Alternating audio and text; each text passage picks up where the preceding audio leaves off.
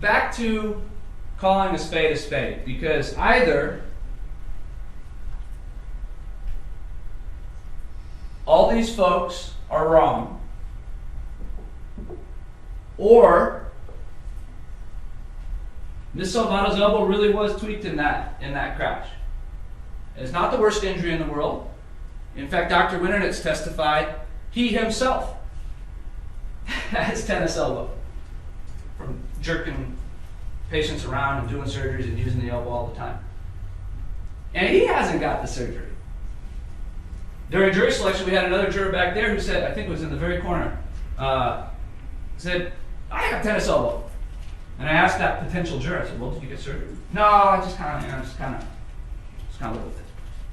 And so it's reasonable and normal for someone like Ms. Salvado, who has to make a living, she's an immigrant, she's here to work, she's not going to give up, to not get that surgery. But she is going to need it, and she is going to get it at some point. And His Honor already instructed you with the jury instructions. I think we should have a quiz after the jury instructions to see how many the human brain can actually retain. But let me highlight just a couple that I think are important. And the very first one is jury instruction number 3928, the unusually susceptible plaintiff. And it says that you must decide the full amount of money that will reasonably and fairly compensate Ms. Salvado for all damages caused by the wrongful conduct of Mr. Marin, even if Ms. Salvado was more susceptible than a normally healthy person would have been. And so you heard evidence in this case that, and you saw evidence, that this was a minor crash. Just like Mr. Shaw said, it's a minor crash. And just like Mr. Shaw said, it's like doing a pull-up. Well, I bet 99 out of 100 times, 999 times out of 1,000 times, when someone does a pull-up, they don't tweak or tear their tendon. But I'm sure someone has. And these fender benders happen every day across our state. They happen. I've been in a fender bender. I think during jury selection, about 80% of folks will say, hey, has anyone been in a crash? Raise their hands. It happens.